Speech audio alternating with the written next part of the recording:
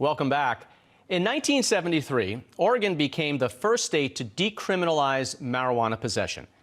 So in 2020, all the Cheech and Chong said, hey, let's be the first state to legalize all drugs. And they did that with 58% of the vote in a referendum. What could possibly go wrong? So soon they found out, and now they want to undo their stupidity. Let's discuss with State Senate Minority Leader in Oregon, Republican Tim Knopp, and also joining us is former DEA Special Operations Director Derek Maltz. So it's so typical that progressives are shocked that drug use has skyrocketed. And beautiful cities like Portland and Eugene have become overrun by overdosing drug zombies. Senator, tell us about the negative consequences of what Oregon did. What were the effects of this?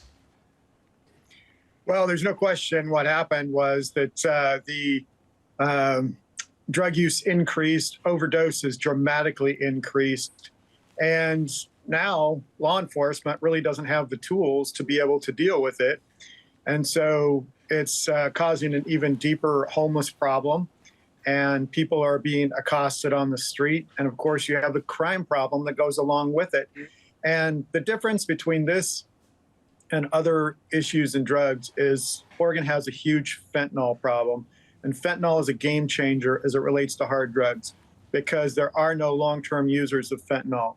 They die, they overdose. And so this is an emergency, and Oregonians are tired of what's happened. They think they were sold a bill of goods and they want it repealed. And so we're going to try to get it repealed and replaced.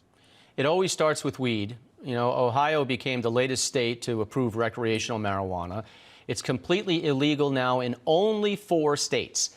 But today's pot is so much stronger, and it's nothing like it was when Bill Clinton did not inhale. Derek, let me ask you this.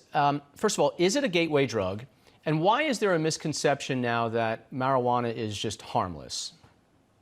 Well, number one, yes, it's a gateway drug. Number two, with the Chinese now all over America making these very dangerous substances like marijuana, okay, it's not the marijuana from the 80s and 90s, okay, it's the Chinese, and they're being sent from China at record levels over the wide open border.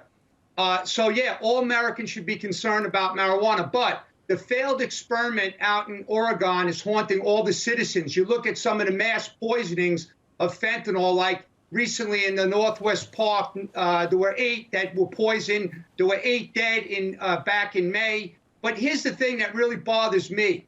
The senator out there is trying to give the DEA leadership some direction about going after drug trafficking. Well, the DEA was working with the Grants Pass Police Department and law enforcement out there the last 18 months, and they just took down a massive organization haunting the citizens.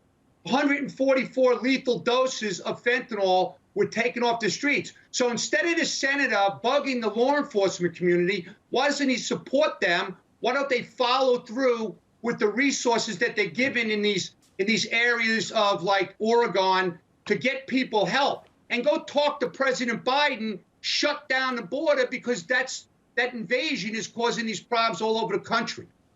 Senator, and you're not talking about you, my guess is strung out crackheads defecating on sidewalks and sleeping in tents along Main Street is probably not good for small businesses and tourism. Am I right?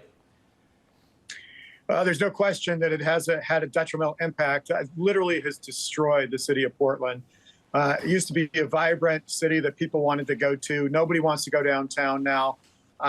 Nobody wants to lease buildings down there. Businesses, long-term businesses, have shut down, and the economics of the city are becoming, quite frankly, pretty dire. And so I think what we're going to see here in the very near future is not only Democrats who live in Portland rebel against this Drug Policy Alliance failed policy of hard drug legalization. So Nancy Reagan famously told us to just say no. Not too many people listened, but we have spent over $1 trillion and really haven't made a lot of progress. So Derek, I want to ask you, is it fair to say that we have lost, not losing, lost the war on drugs? No, because we're not fighting a war. If we were fighting a war on drugs, we'd be decimating the cartels, fentanyl, poisonous chemical labs that are killing our kids at record levels, we would be destroying the cartels like we've destroyed ISIS and other terror networks, okay? So it's not a war.